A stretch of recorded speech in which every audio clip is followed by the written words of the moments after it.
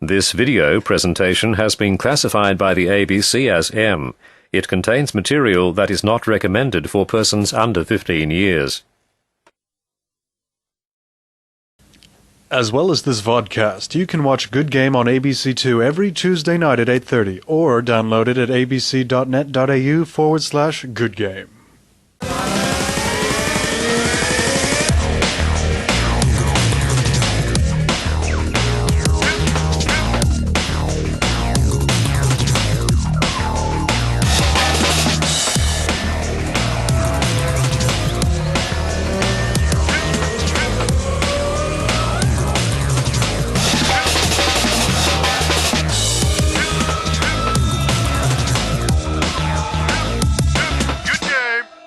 Hello and welcome to Good Game, the show for gamers. By gamers. I'm Barjo. And I'm Junglist. This week we take a look at Halo 3 multiplayer.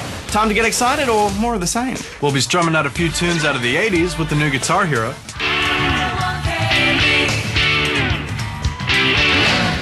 And old school meets next gen as we accept a Ruffle Cup challenge from some of Australia's senior citizens. Plus more from Aya and the Duck. But first, here's Gamers News.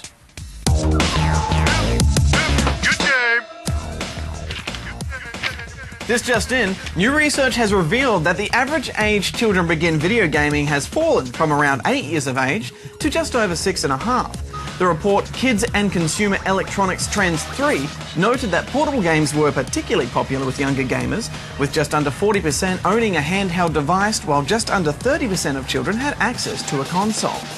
The report also noted that 70% of households that have children between the ages of 4 and 14 own a video game system. This just in, British gamer and student Kieran O'Neill is well over $1 million richer after selling his video streaming site Holy Lemon to handheld entertainment. O'Neill started the site 4 years ago before YouTube as a way of distributing his Flash animations to his friends.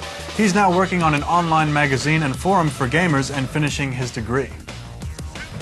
Senior editor at Fortune magazine Jeffrey O'Brien has reported that each employee of Nintendo has generated $2.5 million of revenue each.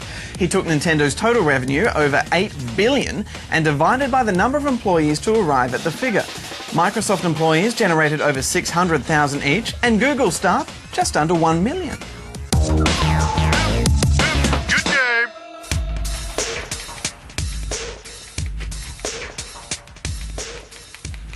Konnichiwa gamers, can you remember the name of this retro game?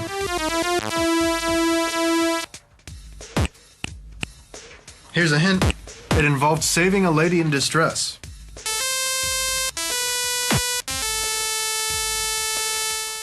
Answer at the end of the show.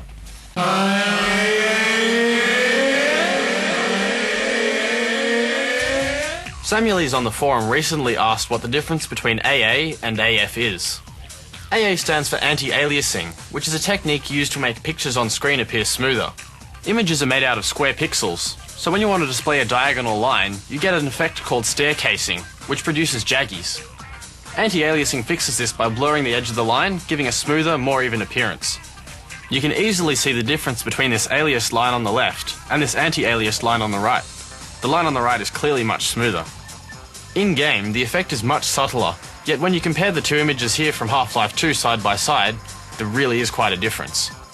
Anti-aliasing requires much less processing power than it used to, and most modern graphics cards can handle anti-aliasing on at least 2 or 4 times comfortably. AF stands for anisotropic filtering, which is a technique used to reduce distortion as objects get further and further away and their polygons become overly stretched. You can easily tell the difference between two scenes with anisotropic filtering on and off. In this first picture, we have a non-filtered image, while this one shows just how dramatic the effect of AF is. AF does require a large amount of processing power, so only turn it on with caution. A normal graphics card should be able to cope with 2 to 4 times, but a late model card should easily be able to cope with 8 times. You can also crank AA right up on a late model graphics card all the way to 16. Lower these only if you have performance issues. For a good quality picture, I'd recommend 4 times AA and 4 times AF. See you next time. And the winner for this week's forum review is...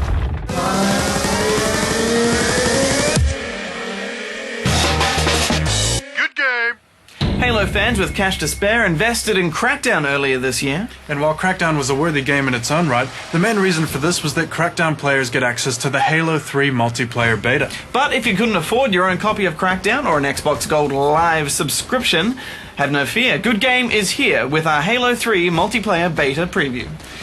We realize just how much you empty-pocketed fraggers want to see the game, so let's look through the widescreen window.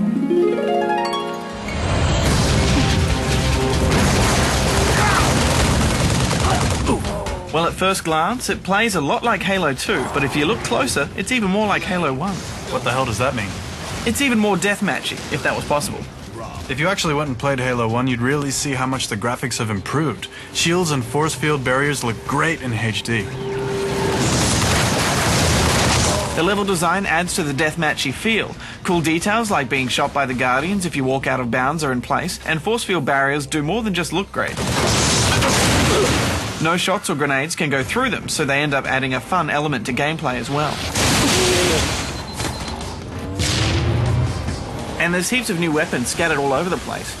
Experienced headshotters will do okay with a standard issue assault rifle, but newer players will want to ditch that ASAP for one of the bigger weapons. The Needler is back and much more powerful, but you can't dual wield it now. The Spartan laser is a one-shot, one-kill, no matter what the enemy is in. Warthogs, Wraiths, whatever. However, it does take a few seconds to fire. There's also the option of detaching a turret and walking around with it. Doing so makes you slower and limits your ammo, but it's well worth it. Think Master Chief with a Rambo chain gun. There's the Spiker, and how could we forget the Man Cannon, which is much less erotic than it sounds. You can use the Man Cannon to launch yourself halfway across the map, but why stop there? Why not launch grenades or Warthogs? You've got spiked grenades that stick into walls and grab lifts. Bubble shields and mines. There's also a smaller version of the Warthog called the Mongoose. It goes faster but doesn't shoot. I really didn't end up using the Mongoose tactically at all. It's quite fun riding around in that. There's the option to record the demo of the match you just played, and you can even upload it to your friends on Xbox Live. Needless to say, it's shaping up well. It's very Halo, and I'd say it's quite evolutionary as opposed to revolutionary. September 25th is when Halo 3 is scheduled for release. The multiplayer is running smooth, and we can't wait to see the campaign.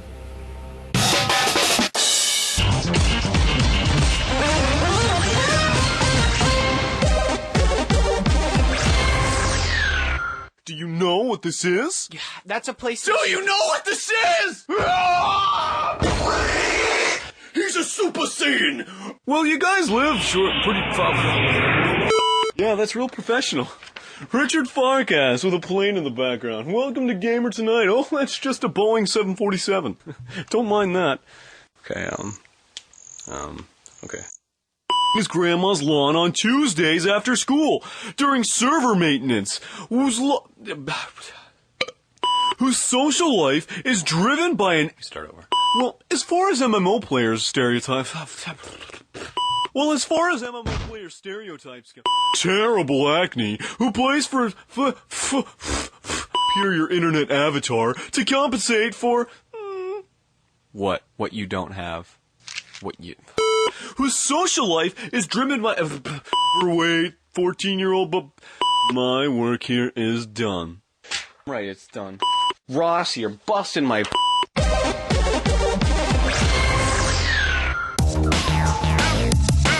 game!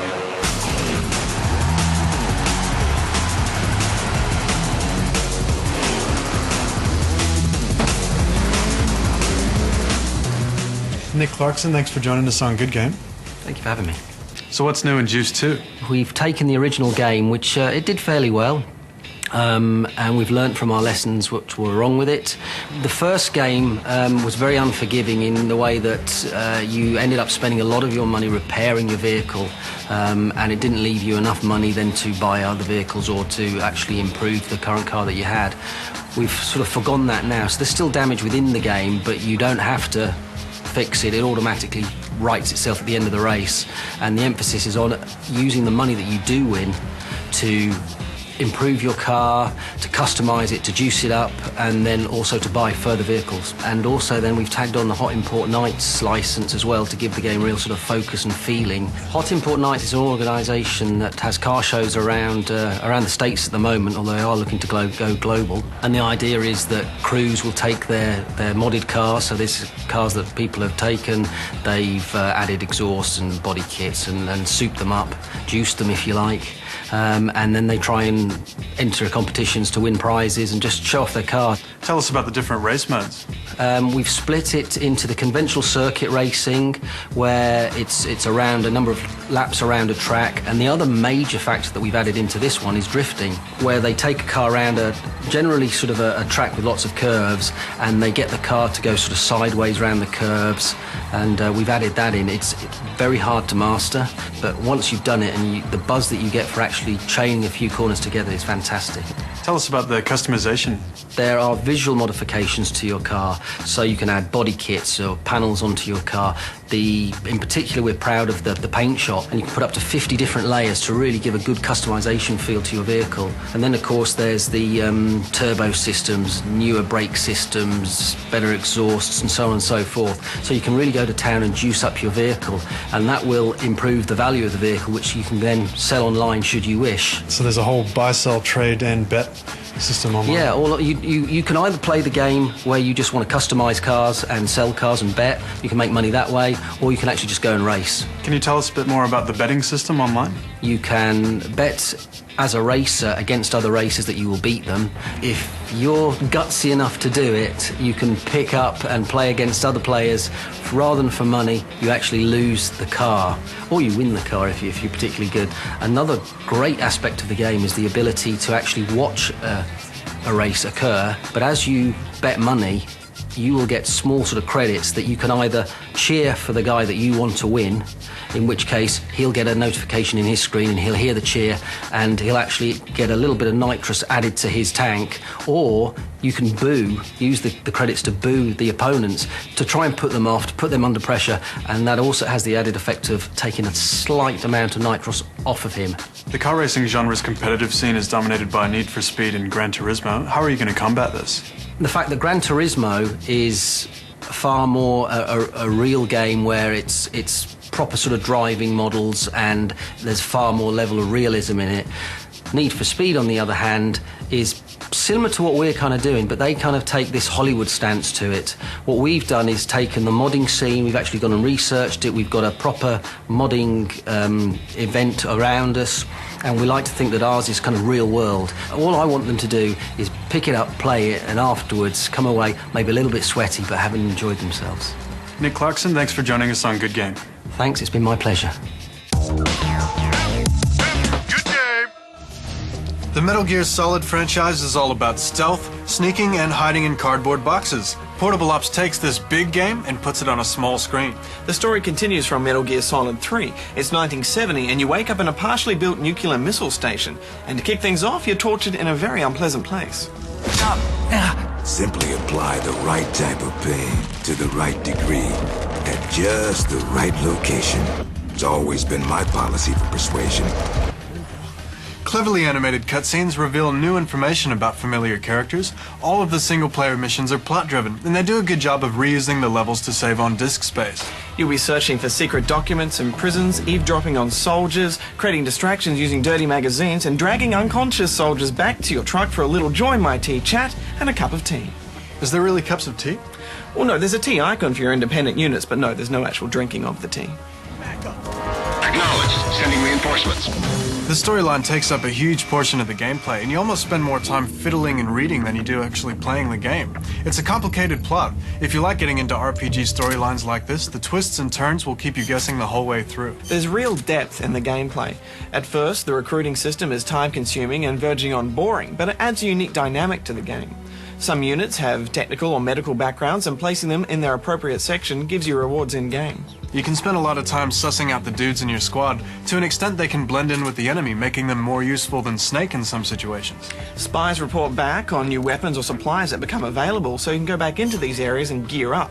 You can also skip time if you want to go under the cover of darkness or regenerate some health. Missions are quick to cater for the gamer on the go. If you like customization and stats, then there's a lot for you here. If you like setting up strategies for the perfect stealth attack, that's in there too. If you like just running in, kicking, choking and interrogating everything you can, then you're sorted. In fact, there's quite a lot packed into this little UMD, John. They take it a step further too by allowing you to recruit outside the game. You can trade characters online, and there's this weird access point system that allows you to recruit via network. Yeah, it was definitely outside the box with that one, but I have two gripes with the game, Jung, and that's with the camera controls and the cross and circle buttons. Explain yourself, Badger. Well, basically, the camera tracking and setup drives you crazy the whole way through. You can completely customize each button, but I just couldn't find a combo that worked. Yeah, it is a bit flicky at times, but what's with the X and the O button? Now, don't mock me for my silly gripe, but in all my gaming experience, X has been confirmed and circle has been back. So why in the world do they reverse it? It goes against the flow of my brain, Jung. Besides Badger's brain problem, this game is everything Metal Gear Solid fans yearn for. I'm giving it 8.5 sneaky chickens. You know, I didn't like it as much as I thought I would. I'm going for 7.5 chickens. It's good to be back on solids.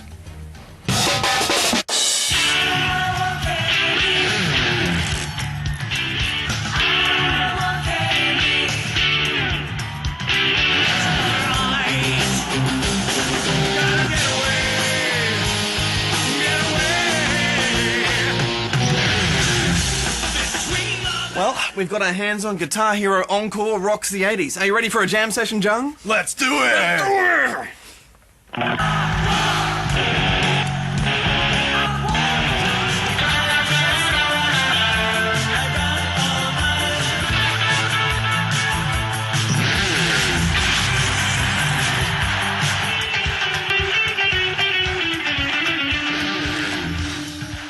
Well, we've had a bit of a thrash, Jung. What do you think?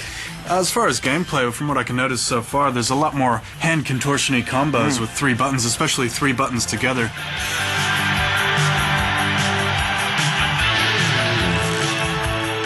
What did you think? Well, not surprisingly, it's all 80s themed, so if you're a fan of 80s music, you're going to get a kick out of it.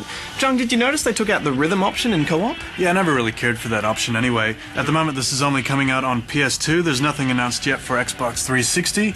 They've announced 30 new tracks, but the full track list hasn't been announced yet, so keep an eye on that one. It's not Guitar Hero 3, there's nothing new here except for the tracks, but it's a way to add more tracks to your playlist, so expect it late July. La la la, so you think you can't game? Welcome to Aya's Wii Tennis Coaching Clinic 101. Wii Tennis is an easy game that even these guys can pick up and play, but unless you want to play like them and get beaten by all your mates, you'll need to lift your game to the next level. First of all, what you need to understand is how different actions using the Wii remote will allow you to perform different strokes. Anybody can swing around wildly and hit the ball, but why don't you try putting some spin on it? To do a top spin, all you need to do is hold the Wii remote and as you're hitting the ball, twist it towards the screen. And to do backspin, just do the opposite and twist it back.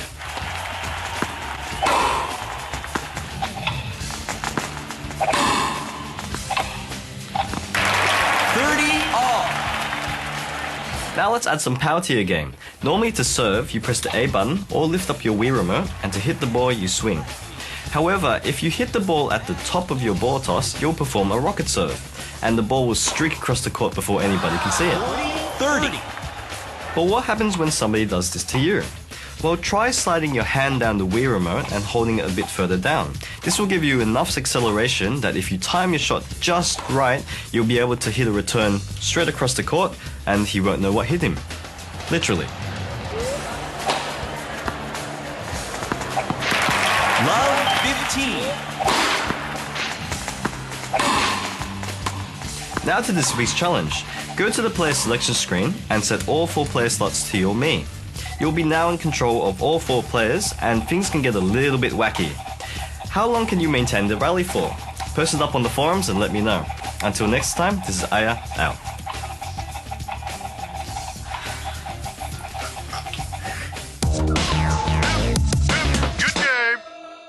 You know, Badge, if you asked me last week, I would have said we don't need another single-player RPG. It's true, John. If you did a slash play to my RPG experience, I think we probably could have solved global warming, or maybe learned how to play the banjo. That's right, but along came Silverfall, essentially the same game with one timely twist, some really well-implemented cel-shaded graphics. It starts off with the city of Silverfall being attacked by an army of darkness, and you being confronted with an enemy that cannot be killed.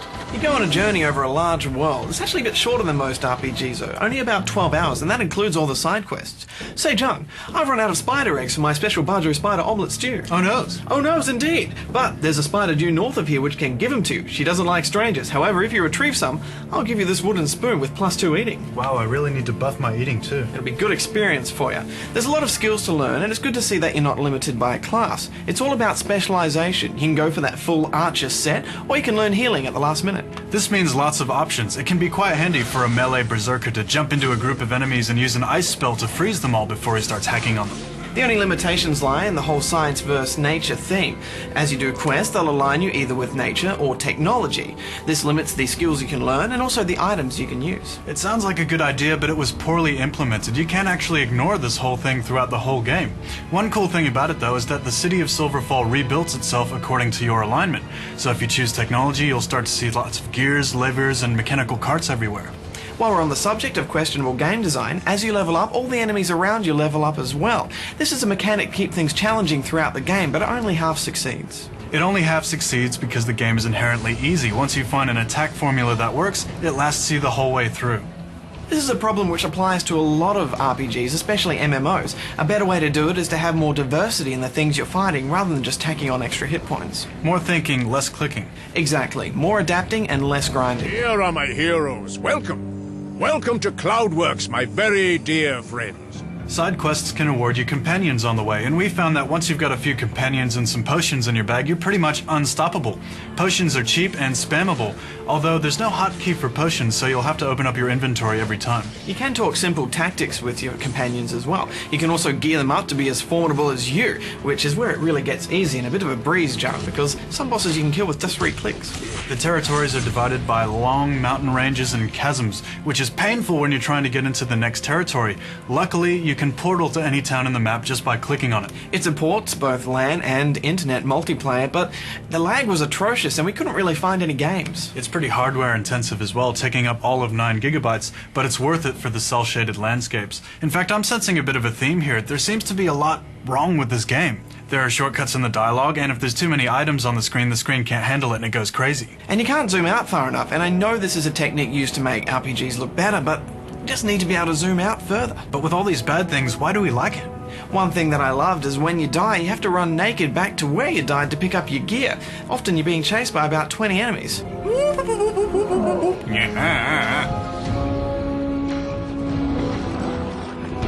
Look, this type of game has been out for a while, which means they've been perfecting the genre. If you're a fan of games like Titan Quest and Diablo, you'll have a bit of fun with this. If you're new to RPGs, this is a great place to start. And for about $60, can't go wrong. I'm giving it 7 out of 10 chickens.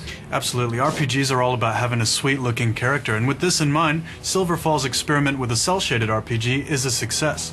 This is multiplied by the beautiful environments, and although it does have serious flaws, they don't bottleneck the experience. I'm giving it 7.5 cel-shaded rubber chickens. Good game!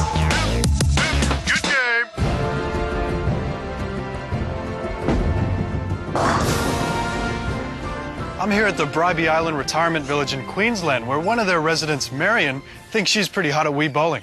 I've accepted a Raffle Cup challenge. Game on.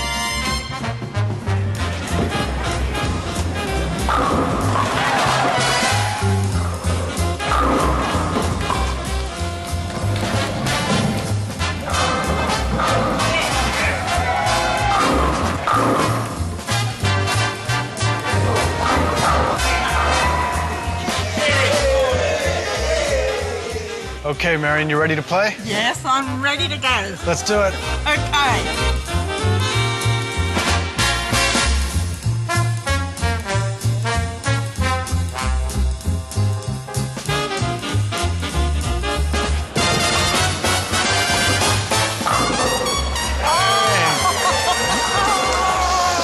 Well, you know.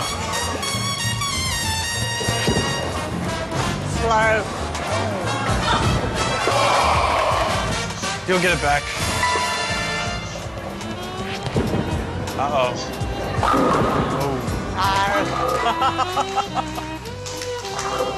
Would you recommend other older gamers take up video gaming? Oh, yes, yeah. Definitely.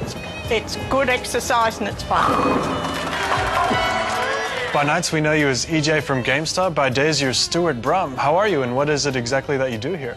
G'day, Junglist. I'm a Director of Nursing and Care Services. I work for Churches of Christ Care here at Bribey Island Retirement Village. About 8 weeks ago, we introduced a Wii bowling league at the retirement village here, and it's been a booming success. What gave you the idea to introduce gaming to your residents? Well, I bought myself a Wii after seeing a demonstration once and thought this is a very active type of video gaming as opposed to sitting on a couch, a passive type game with just your thumbs. And I thought it would easily transpire across, and the residents take it quite seriously each week to try and outdo each other, and we keep a league table and we print that each week in the weekly newsletter. The number one benefit is the social benefit. It brings people together around a common interest and they have a lot of fun doing it. We have a lot of laughs, a lot of smiles, but it also has a physical aspect. It keeps people active. They have to be up and playing the Wii. The mobility of the patients here is really important. This particular game keeps their hand-eye coordination skills up. It improves fine motor skills because they've got to press that button, and it also their gross motor skills in having to lunge and even just getting up and down out of the chair. They don't even realise they're exercising. Oh, no.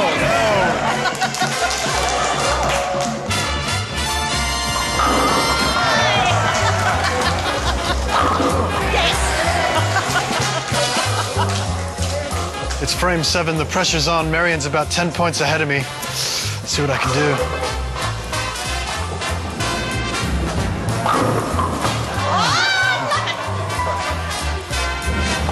Oh no! I was one. And there we go. Just all luck. Nearly. Well, you seem to beat me every time, so... I think you're being kind. Did you hear that? I let her win. Oh no. How much time would you put into training? Oh, not much. Only when I play on the Wednesdays. That's all. I've been training for 6 months.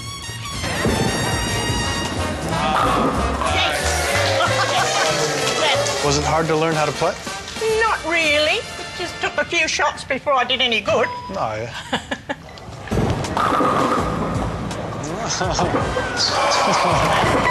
10th frame, not much I can do now without a turkey. Oh. Well, wish you luck. I will put it down to home court advantage, eh, Mary? Okay.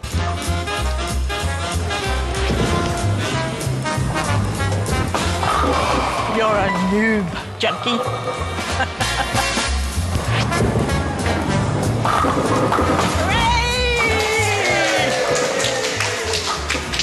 Well, Marion, looks like you won this one. Good game. Good game. You Enjoyed get it. Thank you. the Ruffle Cup is now yours, and you get an honorary Good Game T-shirt as well. Oh, how wonderful! I love it. Thank you very much. Thank you. Did you guess the game this week, gamers? It was Karateka, released in 1984 on the Apple II. It was the first hit game from John Mechner of Prince of Persia fame and featured some of the most realistic fighting animations of its time. Well, Joan, time for us to go. Next week is our last episode of the series. And bragging rights are on the line as we take on some of the best games journalists in a Guitar Hero Ruffle Cup. One of gaming's icons is turning 10. Lara Croft gets a brand new outing to celebrate. Plus, a look at the upcoming Call of Duty 4, and we chat to its lead developer, Grant Collier. Till then, gamers, don't forget you can vodcast the show from our site. Till then, Bajo out. Junglist out.